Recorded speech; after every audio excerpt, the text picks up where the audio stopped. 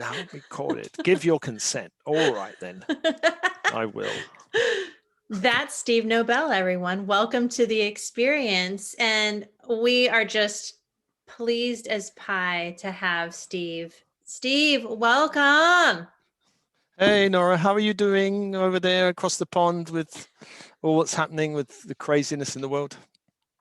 I'm doing it. I'm usually very good. The energy is sort of kicking my butt today, but like all of a sudden my eyes started watering. But we're just gonna go with it because I was in a yoga class last night and I was holding a pose that was very uncomfortable. And it was like, yeah. Like sometimes we have to just hold it and then it opens. And it feels like today is a little bit like that too. And I really want the world to have access to what you have to say, Steve, because in terms of what I resonate with, you're always like right on the pulse in terms Thank of you. your meditations and your energy and what you put out there. And I want to talk and noodle in there a little bit more deeply, but suffice it to say, it is an intense time, and I want to hear your point of view about what's happening. You want the truth of what I see. Well, it's just what I see. It's not the Of truth course. necessarily, but well, I see that the light is increasing. We're in what the Mayans or Toltecs call the age of the sixth sun, which I'm really looking at this Toltec calendar because for me it's really interesting because according to the Toltec calendar, everything started to shift in July 1991. There was an eclipse in July 1991. Some people listening to this are going to go, I don't remember. I was 3 or I was 5 or something. But for me, that was the year I woke up. That was the year like, oh my gosh, I've got to get out there. And I think July 91, I was on my way as things were happening. And then according to the Toltec calendar, there was a midpoint between the end of the old sun and the beginning of the new one. And that midpoint was the 21st of December, 2021, that classic date. So it wasn't that suddenly the world was going to become magical the next day. We're going to wake up. Some people thought, I mean, how could you even think that the world's going to suddenly completely change? But anyway, some people thought You that. mean 21 or 12? Sorry, 12. What am I talking about? No, I'm like, wait, 21. but time Sorry, is like, my that's the brain. thing time is like, you Yeah, know. the 12, not 21. Sorry, my brain No, needs to it's calm fine. down. Because my brain often hears different things. So I just wanted No, to, you're right. It was the we're on the same 21st, page. 12, 12. And I left this organization. I've been a director for 13 years on that very day. And it's the magical number, isn't it? That 21st of December. And then I was off on this adventure. And according to the Toltec calendar, between that date and a date in this year, which was the 26th of May, when there was another eclipse, we went through a number of, they call it underworlds, which means challenges and difficulty. And we've seen that, and it actually ended this year, that all of those difficulties, I'm not sure the difficulties will end, but all of we're at the pinnacle of it, and it's now all going really, basically. And of course, for me, the planet shifts into light, and there are a lot of beings on the planet that don't want to shift into light, and actually would rather the planet was still in the level of darkness it was in. There are people pulling the strings, and in America I think we call them the deep state or the cabal or all of that, and they're definitely there. They're definitely there with a lot of money, a lot of influence, and holding a lot of darkness, I would say, because I would think that those kind of beings are not just sitting in boardrooms, twiddling their thumbs, thinking, where can we get the next billion? They're also involved in black magic and all kinds of dark deeds. I think 9/11 was actually deliberately created by those beings that are actually holding all those strings in an attempt to create war on the planet. It didn't work out because the consciousness is shifting. And here we are really at the pinnacle of the sixth sun, and they've unleashed the next thing, which was like, release the bugs. I think that's what's clearing. I mean, well, and you're bringing up so many things that require focus and conversation, and when you talk about the cabal and sort of the holding of the dark energy. In my mind, I think about past lifetimes where I've been dark, and I remember so well that if the light were coming at that time, I wouldn't have been ready, right? Like my evolution wasn't at the point where the light was my focus, is just, I guess, how I simply want to put it. And so it's interesting for me to think about, like, so there are people, because we're all having people who are ready to evolve and be more of a higher light quotient, are like, okay, let's go. And then there's plenty of people that aren't. And so even having conversations, I notice, and I'm curious what you think, like, it's almost as if we're speaking different languages. Like as the consciousness raises, it's like your consciousness becomes more of a light language. And then people who you're talking to that are still carrying a quantity of dark that they're not wanting or ready to release are it's like, what are you talking about? Like the Yeah. frequency of what's being said isn't even heard properly, and vice versa. I don't know if Yeah. that's happened to you. Have you noticed that at all? Oh, a lot. Yeah. So the game is light versus dark in this world, this 3D world, or not, Mm-hmm. or you can really say light versus. So we grow through opposition to the light. So Right. we grow in qualities and soul qualities by opposing it. So if you want to Right. grow in courage, you find things to oppose your courage or block your courage or your way. If you want Mm-hmm. to grow in power, you find things to make you powerless. It's that you go in the gym. Yeah. Do you want to learn about love? Okay, let's learn about betrayal. Let's learn about heartbreak and all of that. So I love we that. we go into the gym, which is this place, and we learn all these things. But at this time, the soul has kind of programmed for light workers and starseeds. We go through the training program, and at this time, we embrace the light. We're not going in, I know, I'll have another light, I'll have another experience of black magic. Thank you. No, we're not. That's not the time for it. We've had those lifetimes. We've trained in it. Now we know about black magic. We've been in the dark arts Hogwarts school class, and the soul is going, now it's your time. Now you know all these things to step fully in the light and take that timeline. Yeah. Now, there are a lot of souls who are like, we are not taking that timeline. That timeline is too bright, too joyful, and I'm not done with this school yet. I'm still going. And they're the ones you're going to have conversations with. There are angels. They go, duh. Like Simpson, what's it? Bart. Duh. Ascension, and all of that stuff. And they're like, my children are a bit like that. Like, I got a new business card. It's my nice shiny business card. It's all Ooh, kind of golden pretty. and lovely. Yeah. And I showed my daughter this card, and she went, Dad. She went on my Instagram account. Dad, you've said you're a Jedi. What are you talking about? And I said, only Jedis will understand what I'm talking about. How old is your daughter? Oh, she is old enough to have two children. Let's put it that way. Two children who are 12 and 11. I That's should never divulge the incredible. age of my daughter.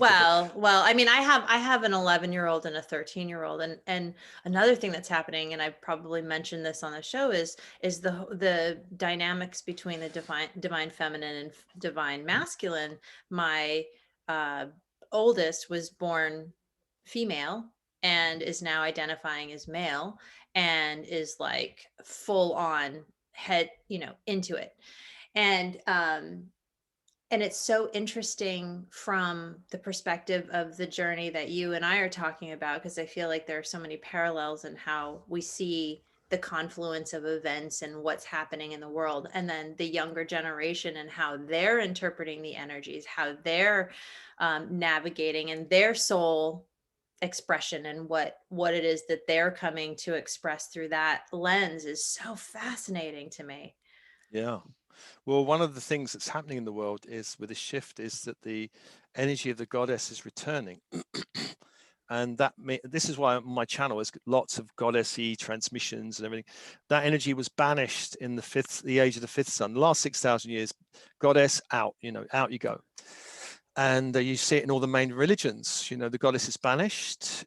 In Judaism, you can see it's banished, and in Islam, it's banished pretty much, all those two religions. In Christianity, it's kind of watered down a lot. You know, you've got Mother Mary, and you've got Mary Magdalene, who was kind of banished, but now is creeping back in. She's got a toe back in the door, maybe. Would you agree that the sort of surgical removal of mysticism from the major religions is a reflection of that? Yeah, totally. Yeah. Because the mystical side are always very feminine-ish.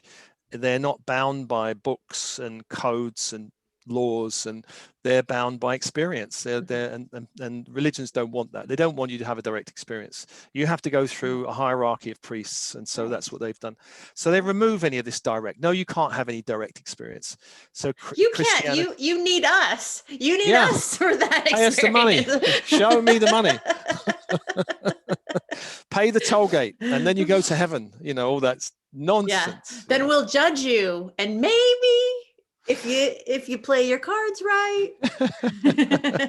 Well, actually, Christianity came about because Constantine, the Emperor Constantine, was a very, very nasty emperor. Apparently, he killed a lot of his family, and he was not a nice guy. And apparently, the story goes that I read, on his deathbed, the Christians said to him, well, look, if you repent and confess, you won't go to hell, you'll be all right. And so basically, he kind of adopted it. That was the story I heard anyway. And as a way of kind of not having to suffer for his deeds or something. And the Roman Empire began to embrace Christianity. So Christianity was a diverse range of churches, hundreds of them. None of them completely agreed. And under the Roman Empire, it's like you have one agreement, the one and holy creed, the one and holy Catholic Church, and you know all of that stuff. So that's why it all came together under some. I was Catholic for 7 years, and the creed of there's one holy Catholic Church, you know, all of that was to appease the emperor, you know, and the idea of Jesus was God incarnate was to appease the emperor, because the emperor was not going to have everyone as God incarnate. I am God incarnate, said the emperor. I'll have one other guy who's a special guy, but not everyone. And so all of these arrangements were made. So it's not like God in everyone. It's God in that one person. And then he was crucified, you know. And it's all kind of, I was always a bit confused. It doesn't quite add up, all of this stuff, but it does. Well, I think that is key when people are contemplating their spiritual point of view and maybe exploring religions and stuff. So you were a Catholic for 7 years. Was that just sort of an exploratory thing? Yeah, I married my first wife who was Catholic, and I thought, this is a good idea. Right. I was born in Church of England, Anglican Church, and this is a good idea. It's not going to be any different. And my gosh, it was different. It's like, oh. Did you buy it? Like, did you totally go all in to just try it out? I did, but then I was never comfortable. I had to kiss the bishop's ring when I converted. And I came away feeling, ugh. I don't know why, because I wasn't particularly awakened at that point, but I just feel there's something not right about this. Well, your guidance was coming through loud and clear. Yeah. Anyway, I left kiss after my 7 ring. years. Kiss my ring, you know, yeah. It might as well kiss my, yeah. You know what? Well, I prefer to kiss his ring. I know. Well, the ring's a little bit better. Yeah. So, I mean, the whole issue of male and female gender is I put out this meditation called gender fluid meditation. It was the most controversial thing I've put out on YouTube. I didn't realize it was going to be so controversial, because I met a lot of starseeds who are gender fluid. They're exploring, they're going, I'm not totally sure if I am totally this or that, and I met a young woman, and she was having a relationship with another young woman. And I said, this was me being my naive, I said, oh, so, you know, you're bisexual. And she said, I'm gender fluid. And I thought, wow, that is bisexual, such an old fuddy-duddy word. I love it. And it's so a box, right? Yeah. Yeah. I put this out on YouTube, and the amount of puritanical stuff, I guess from America mostly, because most of my audience are America, puritanical, accusing me of being part of the Illuminati, and this is an Illuminati gender to turn our kids into something else. And I'm like, no. I've heard that. Yeah, there's sort of like a flavor of that in some of the. There's a flavor of it, but there are kids coming in who genuinely are not going to be boxed into any field. Yeah. And And you can see that in the generation, like all the kids of my oldest's friend group, they're so like, don't put me in a box. Like yeah, you're like old, like woman, you need to figure out like what you're talking about is so old school. And it's so funny for people like you and me who are so out of the box. And we're just like, okay, I got to open more to this because I didn't realize that I was being closed-minded, but yeah, we always have opportunity to open, yeah. I guess. Well, I could see this. I got a lot of attack for gender fluid meditation. My gosh. And it was That basically just sucks. connecting people into their male, female energies and see how they meet and flow. And I I think I've wasn't, done that. I yeah, love, I mean, I do your meditations all the time, and I think I absolutely love that because we're comprised of flowing male female energies all the time. yeah. People get frightened because they like the old boxes of and of course it's probably more difficult for some men because the women had the feminist movement and I'm going to expand and we want more of our power. And I think men were like, oh, well, how do we relate with, there was a lot of confusion, I think, for men. How do we relate with this new kind of way? And certainly when I was growing up, the feminist movement was coming, and I grew up with my parents in boxes. They were very boxy thinking, my father would talk about puffs, which is an English word for homosexuality, and but he really obviously didn't agree with it, and he didn't agree with all. He had a few prejudices, actually, my father, and I think he's learned now. He's on the spirit. I think he's had a big eye opening apparently. So, but yeah, I grew up in the 50s where there was a lot of boxes around. You had to know what it meant to be a woman and a man, and stay with it. Don't get weird. Don't get too. Well, and I was talking to my oldest about this, and the way I make sense of it is often through sort of an anthropological lens, and it's like, look at how far we've evolved as a species, just in terms of the level of comfort and our need, our primary needs are being met. And I mean, I don't mean, I mean, I know there are people out there who don't have their needs met, but by and large, the culture that is participating in what you're talking about, what I'm talking about, watching, listening to your stuff, this stuff, um, our kids have the opportunity to contemplate who they are at 13, at 11. They get to contemplate that. And I think the further back in time that you go, the less opportunity to contemplate who you are there is, because the needs of survival were the primary focus.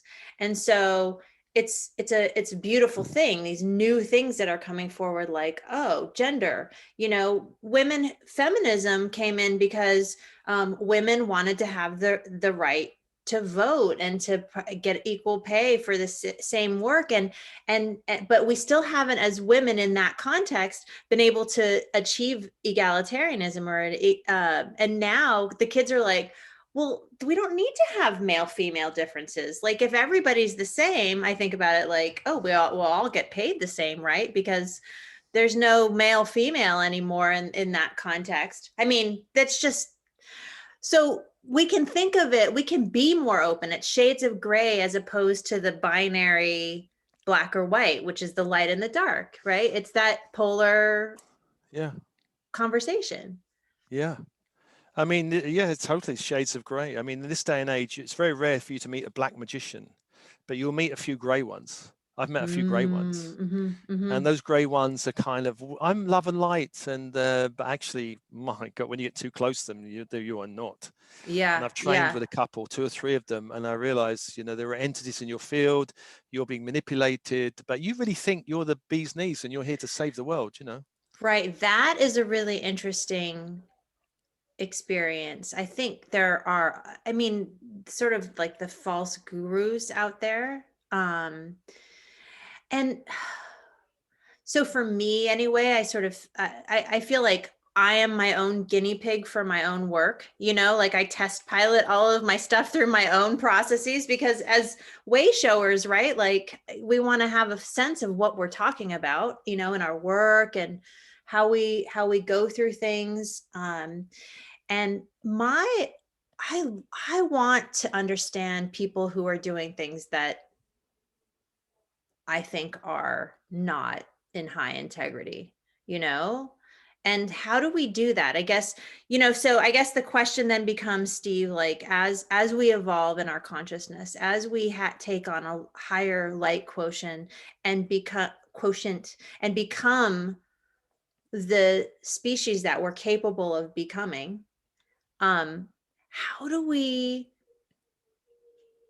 like, let's talk about how we do that, how we level up as healers and star seeds and you know the beings of light that we're evolving to be. How do we deal with the darker aspects of humanity? How do we own that and step into it and become the higher versions of ourselves, even though this sort of pulling apart, this separation, this shifting is happening, and we're navigating it in each and every second, it feels like. Well, as we step on the path and we go higher, the light becomes more intense. As the light becomes more intense, any darkness inside of us that's unresolved comes up, sometimes in a very intense way. So today I spoke with a very good friend who I've done some work with and a client, and the issue for both of them was my husband of X number of years has just jumped ship, and both of them were teachers in the light. Wow. And both of them went off in the classic male midlife crisis of falling for a woman X number of years younger than them. And like, there, as we go along the path gets narrower, more, they call it the razor's edge. You're walking the razor's edge. And yes, you can fall off, but if you fall off, you fall a long way and you can really have a bump. I went into a dark night of the soul for 6 years, which made me look at darkness and really confront it daily for 6 years. I couldn't even meditate. I just had to sit. The energy in my field, it was so difficult and strong, and I was getting harassed by dark entities in my night dreams, nightmares. 6 years of that. And because I used to do a lot of shamanic work, and I'm like, yeah, shaman work, traveling everywhere, like, going in the underworld. Hey, where's these hell realms? There's no hell realms. There's just beautiful underworld realms. When I was in the dark night of the soul, hell realms opened, and I'm like, oh my gosh, there are. It was you a bit must like have thought you lost your friggin' mind. Yeah, it was like, that film Avatar where he's in the jungle, where all these I weird didn't see creatures. it yet. Oh, you have to see Avatar. I felt I was ridiculous. in this weird lower astral world all the time. Oh, and there's my these gosh. weird beings around me. And I'm like, ugh, I come out of it. I'm like, oh, the lower astral does exist. And so now I can help people with that energy.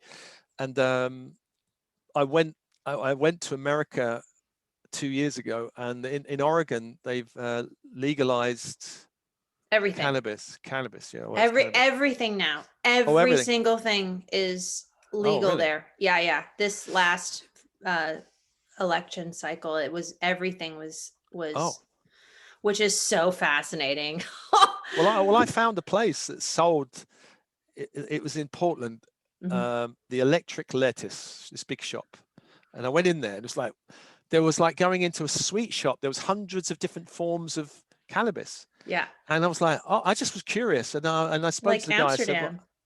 I said, well, I'm not really interested in this, but I'm interested in microdosing because I think microdosing is interesting. He went, oh, if you're interested in microdosing, here's some little mints, and they look very tiny. I was like, oh, really? Okay. Oh, okay. I'll try. All right. And microdosing of cannabis or of mushrooms of cannabis. This was cannabis. So it's tiny little mint. I thought, oh, it looks so tiny. It's all right. My gosh, I was in the lower astral for a day and a half. I was paranoid. I couldn't go out. I was like, it doesn't agree with me. I'm not having this anymore. I got rid of them. Oh my gosh, that's intense. Yeah, well, I think we're going to see that more. I think people are tell me if you think this is true. Do you feel like it's important for you to be shown some things that are kind of, you're going to go through it initially, and then you're going to be a support team for people who are going through it? Does that make sense? Yeah, I think that's the way I've been trained, actually. Yeah. My training is experiential. I mean, I've done a lot of training with teachers, but now it's like, let's see, so I do work with narcissists, and so the universe went, you want to know about narcissists? Here you go. So I had a Be year and a one. half training with one. I'm like, wow. And You were surrounded by or with people who were narcissists in your social field? No, I was actually dating someone who was very nice, very charming. Oh, very charming. But then when you get very close, then And very sexy usually. the fangs came out. And I had that dance for a little while, and it was like I got to see the narcissist dance. And the universe went, narcissism now? Great. We don't need to show you that anymore. And I'm like, right. So I'm doing some training work with someone in the kind of healing I do. And that person's also going through the experiential, like, you want to learn about this? Not that I'm asking for it, but she's like, oh my gosh. And it's like, here it is. Now we got to deal with it. It's the best way of learning, rather than here's a textbook and here's a way of doing. Here's a real life situation. Now, what do we do to clear it? Has it gone? How do we know it's gone? Yeah. We have You to get all find the out. layers. Yeah. Yeah. And way back in the 90s, I hit a real problem. I hit a past life issue, which was like terror of truly stepping out of the spiritual closet. And so this girlfriend took me to this healer, and she did a clearing. I came out afterwards and it was gone. I'm like, I feel the issue's gone. And then I tested it out and it was gone.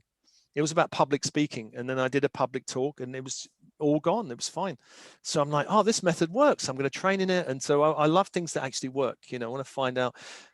There's lots of lovely things out there, lovely methods you can learn, lovely, I don't know, angelic Reiki, intergalactic healing. Oh, a million. Does it work? Yeah. Does it work? You've got to find, if it works, then do it. Yeah. Yeah. And then you can use it. Well, and so what yeah, might work for one, it. what works for one person may not necessarily work for another. True. But you got to find, so one thing I did some training in NLP. Mm-hmm. And one thing I loved about NLP, and the hypnosis also kind of dovetails into that, is that people have ways of processing life and experiences. And, not everyone can visualize, not everyone can do it in the same way. But when you can get an understanding of people's maps of reality, then you can help them. And that was a big opening in my mind when I saw that. I'm like, oh, wow. Yes, you can manipulate people. I saw there was one or two gray magicians in that world I saw. But I'm like, oh, if you can, there's a saying in witchcraft, if you can curse someone, you can heal them. So it's important to go and see. You can manipulate them, you can help them in the same way, So that was a real eye-opener for me. Everyone has their own way of understanding reality. If I try and impose what just works for me, it don't work. But if I can find lots of tools that work for lots of people with lots of different mindsets, then I've got a fluid toolbox. And that's what every healer should have, a toolbox. I remember years ago, I was taking someone through a visualization process and they say, I can't see it. I can't visualize. And I'm like, well, what do I do now? I can't do anything. That was my main way of helping them. So now you can't visualize, fine, we'll go in another door. Yeah. And you know what I mean. Oh, yeah. Well, yesterday I just had a client talk about how she goes in and how, because I really love just starting with the sensory experience, because felt sense seems to be more universal than even visualization. But then I just got someone who's like, I don't know how to make my toes relax, or I don't know how to feel what my toe feels like. It's like, oh, okay. Always keeping nimble in this work. If you were sitting opposite them, you could have slapped them and said, can you feel it? Pinch their knee. Feel the pinch. Feel that. And then that. Well, and I talk to people about how it's really just your imagination telling you what the experience of the felt sense is. It's like your nerves are giving you an impulse, but what that impulse actually is your imagination helping you. Yeah. I think for me, I mean, shamans used to say this, is that for our external senses, we have another set of internal senses that can do Oh, the for same sure. thing. Yeah, absolutely. We Oh, I can love travel that. through the inner worlds just as much as the outer world, that we need the senses to see, feel, touch, smell, and everything. We need the same senses, but they're just not as developed in a lot of people. But when they become developed, you can actually feel the color of a flower. You can smell the sounds. You can do all of that kind of. It's kind of really cool. And the energy Oh, of the sixth so sun, cool. Yeah. this Toltec thing, Yeah. Yeah. they said that the fifth sun was primarily the external world. The sixth sun is the inner world is coming back. So the inner world's going to be much more important in this time of the sixth sun. Magic and inner journey. People are not going to be saying in 100 years' time, oh, that's just my imagination. That won't. That's the kind of world we've been coming through. It's all external. It's all, if I can't see it, I Verify can't believe it. it. All Yeah. that. If Yeah. it's not scientifically verified. Yeah. Yeah. Yeah. Measure how much love I feel for you. You know, measure my trust now. It's very hard to put it under a microscope and measure love or trust or any of these things, isn't it? I can't So imagine though. I mean, we're saying this because, and we can laugh about it because we lean into the tools that we develop and create and that work for us. But I think about, and I have so much compassion for people who feel like I can't go there. And so, the pandemic and like the negativity, because I don't know if this happens to you, but if I focus on anything negative, it takes me down so fast. And it's like, no, no, no. I have to be really super diligent about how I focus my attention, because it just feels like I don't want to feel shitty. I don't want to yeah, feel off. I want to feel on my game. And I just don't, I think about, family members who are not interested, or, whoever, friends, people I know. Um, it's like, how I just have to have compassion. It's like none of these tools will necessarily work for them, because if they're going to stay in a realm of still doing this work, then maybe it's not suffering for them. Maybe that's just where they're at. I don't know. I'm just sort of yeah. I processing don't as think it we, is suffering. If yeah. you're vibing, if your natural energy is a high vibe and you're in a low vibration, you're going to suffer. Hmm. But if you're kind of naturally used to defaulting at a very like if you're someone who's drinking and Hmm. fighting, another Saturday night drinking and fighting is not going to feel a bad thing for you. You're going to go, It's well, going to feel maybe normal. it's even like it's fine. Had a great night drinking and fighting. But for us, vibration is everything. We're so sensitive. Star seeds are sensitive, and if you're shifting your vibration, even to go into that energy, it's like a toxic field. It feels immediately toxic, Yeah. and you're not going to. I didn't cope very well the last few years of my corporate life. I was feeling it. It was getting worse for me. It's more and more toxic. How can these people be spewing out these toxic energies? How can you even work in an environment where people are not saying what they think and are pumping out tension and anger and resentment? And you're like, can't you feel this stuff? Right. It becomes amplified and magnified, and people are just like, huh, I don't know. Yeah. You have to disconnect to survive in it. But when starseeds begin reconnecting and waking up, you can't be in that world. I remember No. Osho, the teacher Osho, Hmm. once had these students come to him and said, I want to give up smoking. And the usual advice is, well, just find something else to do and, put your mind on something else, burn all the cigarettes. He said, okay, fine, keep smoking, but use it as a meditation. Mm, Meditate on each breath, meditate on all of it, and do it slowly and surely. And within 3 months, they done. stop. You can't do smoking is an escape from reality. You can't use it to embrace reality more and more, because then you get the toxic of it. So much of what we do is a distraction. I mean, I talk to my kids about their electronics use, and my youngest in particular, just, he goes through that withdrawal, and just really, you know, not pushing him, just letting him come to his own conclusions about what he needs. It's a really interesting exploration, because it doesn't matter if it's a screen, if it's cigarettes, if it's alcohol, if it's whatever.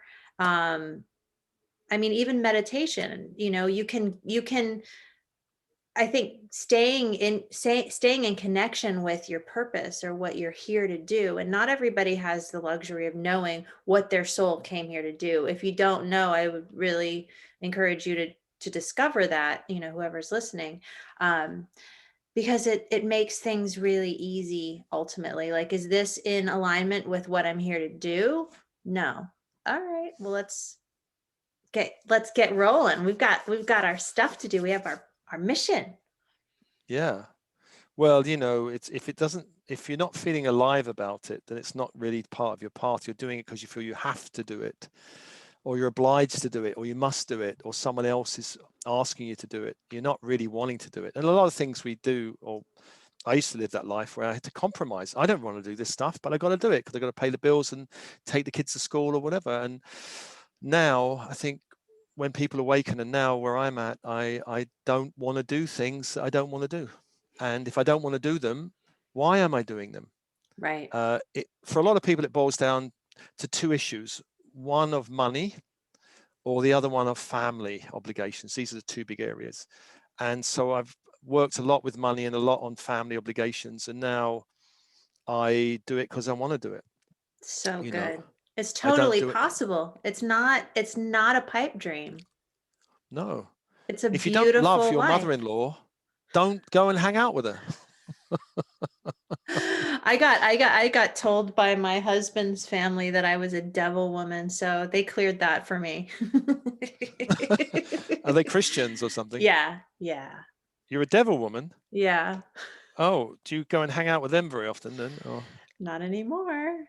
Well, when you start when you're around people that you think actually accept you, and then they tell you that you're actually evil, when I mean, it's sort of like, what have you been paying attention to? If I'm evil, then it's just very confusing. it's probably all those signs you were doing over dinner, Yeah. They didn't like it. What But the were they? good, Was it about hypnosis or something they didn't like? What was it? What were you doing? we don't actually know. My husband thinks it's because I was playing with a show where there was a medium, and I was interviewing the medium, and the medium was talking to rock stars that had passed over. Oh yeah. So Okay. that, I think that might have been. So it was that then. I guess so. I guess. I mean, I wasn't raised in the tradition, so I can't quite, I don't get that, especially when you're following your heart and you're true to it and you have integrity and you're of light and love. It's sort of like, really? You got that out of this? But weirder things have happened. I mean, I've had friends that I thought were really super tight friends recently, just completely like, whoa, just poof, Yeah. it Well, I happens. think America suffers from the great illness of religion. We don't have in Britain in the same way, because religion was very strong in the British Empire, but after World War II, people were like, "What? We don't." But in America, you've got every street corner's got the Seventh Church of Christ, or the 21st Church of Christ, or the It's Latter very Day. evangelical. Like there's what's so funny, and maybe you know the answer to this, but I think there's something like 8 to 10,000 different translations of Christianity. So which one which one's Yeah, right? I think whatever floats your boat. I mean, I think that, to me, I sort of see it on the level of personal discernment and personal sovereignty. And when you aren't able to discern your path for yourself, it's mighty nice to have someone discern it for you and say, okay, do this, do this, do this. But I think at a certain point in your evolution, you get to say, wait, what do I want? And maybe it's not in this lifetime, but if you're feeling that way, yeah, what do you want truly? yeah. Well, with Christianity's got translated from Aramaic to Hebrew to Greek to Latin to English, German, and Dutch, and all of that. And in all that process, someone's made some mistakes somewhere. Because there are people who've got some of the original Aramaic translations. I interviewed this guy, and the Lord's Prayer, for example, sounds nothing like the one we've got in Aramaic. It sounds like a new age, amazing beautiful magical, yeah. thing. Whereas Like the what Lord's it's Prayer, probably, well, and I think that's also another thing that light workers and healers often um and starseeds often realize. I was raised in a much more, like, my mom would wear a t-shirt that says born again pagan, oh, good, cool.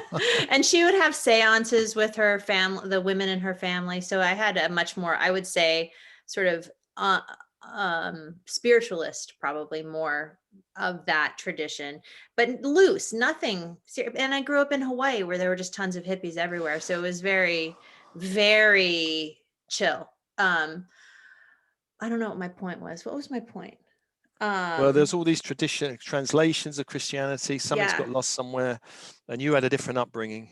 I needed to find it for myself. Oh yes, I remember my relationship with Christ consciousness, and Mother Mary and ascended masters. I had to come through that sort of in my own experience, because the dogma that I was taught was so, like, why would I want anything to do with that? It wasn't until I had more of a spiritual connection with these energies that I understood, oh, so they're right, but they're just translated wrong. Like there's so much rightness about all of this spiritual information. It's just been really usurped and altered and talk and made toxic.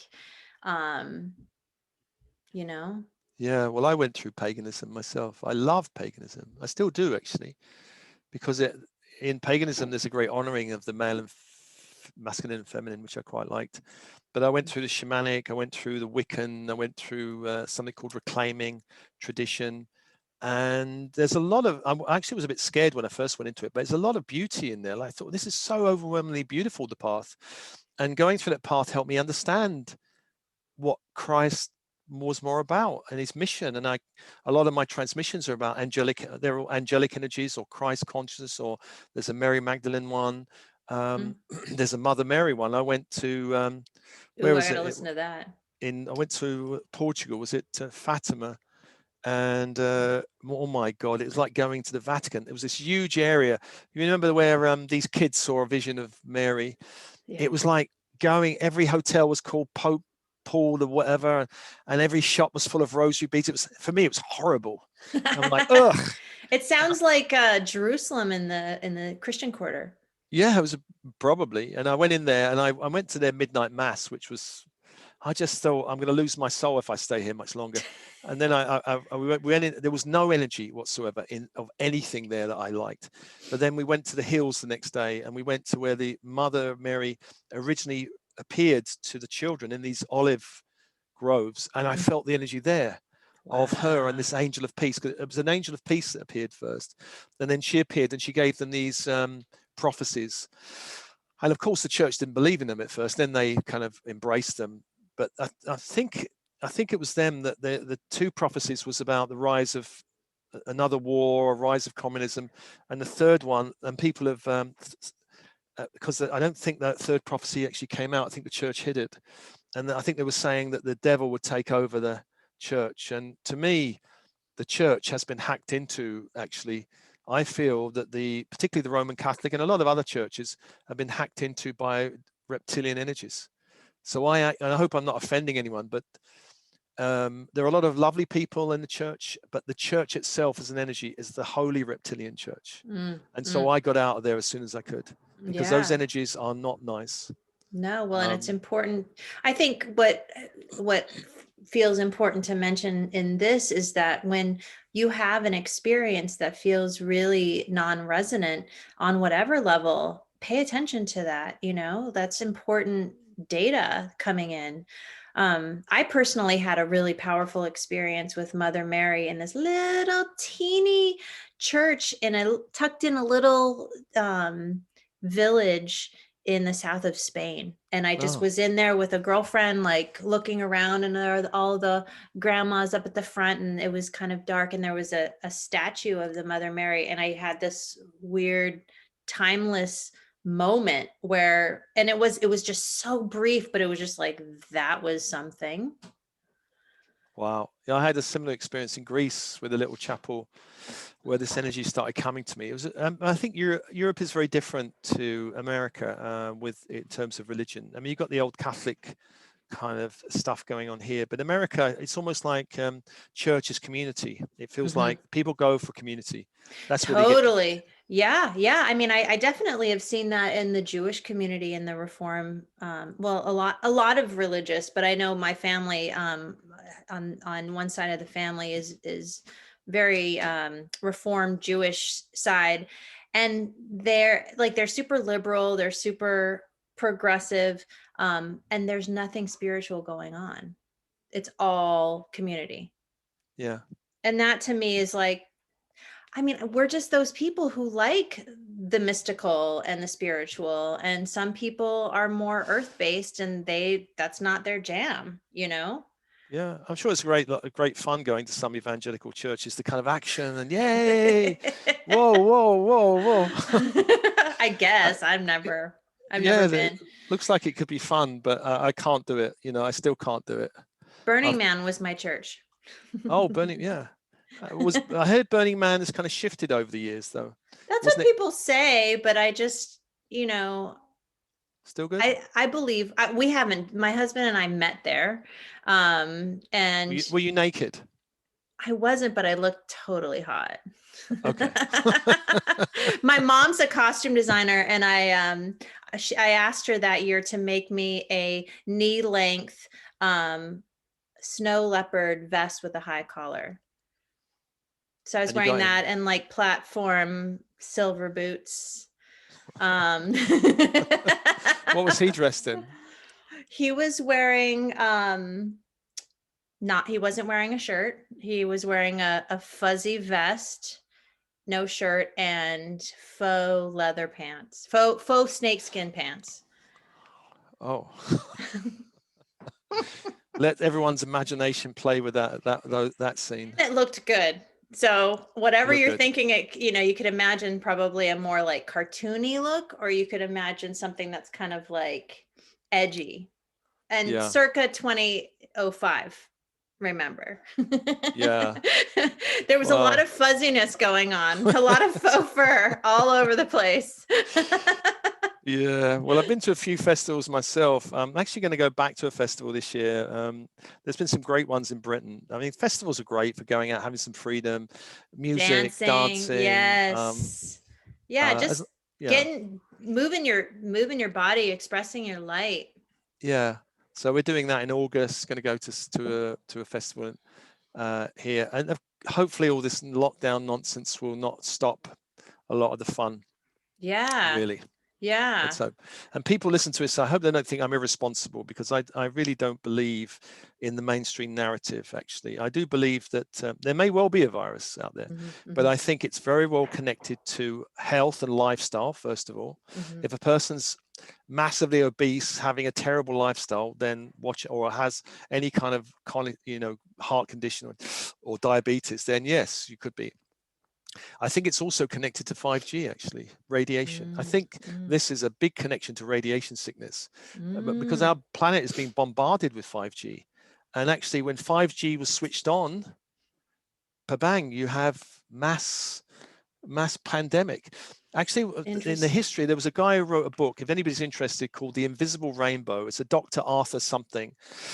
And it's just come out, and he researched the link between radiation, electricity, and illness. And there's a lot of links between, for example, influenza was not known before a major shift in electricity and radiation came about.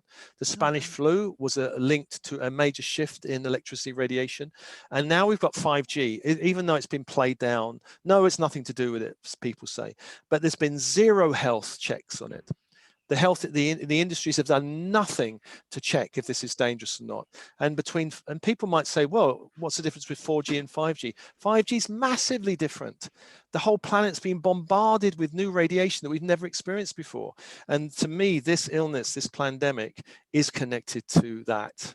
So have a good lifestyle, protect yourself from radiation. I've got all my orgonite stuff, my orgonite pyramids, and I've got my shungite bracelety things, and there's even clothes you can get now to protect you against electromagnetics. The back of my chair, Actually, you Oh, can't see it. wow. Underneath there is that golden, and that's Uh-huh. electromagnetic because the router's behind me, and Oh, I can feel wow. the router, and that router's in a Wow. Faraday cage as well. So you Wow. really must take care of 5G, and 5G is everywhere now. It's bombarding the planet. It So is.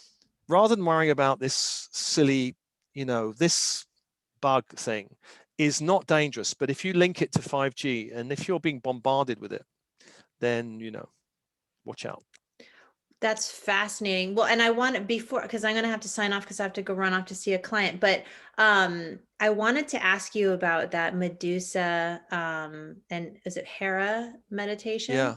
I love that. So Oh, good. Medusa. She's been on my mind for about 15 to 20, 15-ish years. She's been coming back. I used to see her on the sides of vans, her face with the snakes, and she was like calling me. I even made a clay figurine of her once, a beautiful green one. I painted it green with all that long hair, and I put her on the altar. But I wasn't ready. The energy was just too intense. It's a collective energy. It's not about personal shadow. It's collective shadow, For and so I sure. just wasn't ready. And so I got the message. Okay, now it's time. I was a bit nervous about it because I think it's quite a powerful thing to do, but the time felt right actually to do it. Well, you know what's interesting because I have a girlfriend that I always say, "Oh, you got to listen to this new Steve one because she loves your stuff too." And she had looked at the image that you put, and she's like, "I thought it was going to be dark, so I didn't want to do it." And I was like, "It actually is not dark at all." And so what I experienced with that one was I could feel, and I've gone through this a little bit, like this infrastructural grid. It looks like an old green, like industrial looking energy, like pulling out of my field and like pulling muck and that sort of like anger, resentment, feminine energy that Medusa represents, coming up in the collective and women in particular. I so resonated with that, and I so appreciate that you did that. It was Yeah. outstanding. Well, And I'm I've done still it. working. I'm gonna have Yeah. to do more. And you even say that in the meditation, like this may clear in one shot, and it's still clearing in me. Well, I'm also going to do one for the wild masculine, which is also banished because the patriarchy banished the power of the feminine, but it also banished the wild masculine. You don't have wild tribes. People, were put in rows, soldiers, factories. You were cogs or cannon fodder, and the wild masculine was banished. There are no warriors. There are no leaders. There are no shamans. They're all like stuck in factories, and There's that wild that. masculine also needs to come back. Oh, please do. I mean, I feel that it's urgently needed in the collective today. I think Yeah. there's a wild masculine confusion, I think you could probably say. I think there's there's a level of what I feel in the masculine energy is, what is my role here? Like there's been such an emergence of divine feminine energy, and there's been so little context for the divine masculine or the wild masculine, as you're calling it, to be able to express their fluid expression, and so it leaves confusion and Yeah. I think a yeah. lot of men Hmm. how confusing wild masculine with a wounded child or a wounded adolescent. They're going off to football matches, maybe having a good punch up or whatever, and thinking, I'm really, I'm on it. But that's not the wild masculine. That's just a woundedness that's kind of, or a wounded ego. The Yeah. wild masculine doesn't do that really. The wild masculine is interested in protecting and enhancing the life force. It's not interested in destroying anything or elbowing anything out of the way or belittling anything. It's It's a different honoring. energy. Yeah. It's an honoring energy. Yeah. And these two energies are meant to work together in unison, the masculine and feminine. Yeah. It's kind of a marriage. And for thousands of years, these energies have been divorced parents, Yeah. really. Well said. And I think, the male energy, boys and young men, there is there is a feminization that's happening, which I think some of it can be reconciled as the rise of their own divine feminine, but then there's also a closing off of the wild masculine, that it's like, I don't know how to be masculine, so I'm going to shut it down. And Yeah. then it prevents them from expressing themselves, feeling like they connect with other people. Intimacy is being affected, sexual intimacy, communication intimacy, connection from the heart, I think, is being affected. So I'm so excited for you to Yeah. Well, one of the things create for that. the intimacy thing is that men have been badly affected by pornography. I think the pornography industry really targets mostly men, and it's a poison for men's psyche. Mhm. And that is not something that will help. It makes men sexualize, you know, women become just objects, and Mhm. there is no intimacy there. Yeah. There's just a kind of a lot of friction. You know, there might be chemistry of some kind being generated, but it's not the kind which will sustain relationships at all. It's just Well, yeah, what's interesting about this is because I work with a young man who is navigating some of these dynamics, and he has perpetual struggles with like this animalistic relationship with sexuality, like, and then he feels himself um how do I put it? He feels himself oversimplifying relationships to keep himself safe, and saying like human beings are just animals, and they're just, there's nothing, they're not evolved, they're just like the animals. And so there he pulls himself away so that he doesn't need to connect.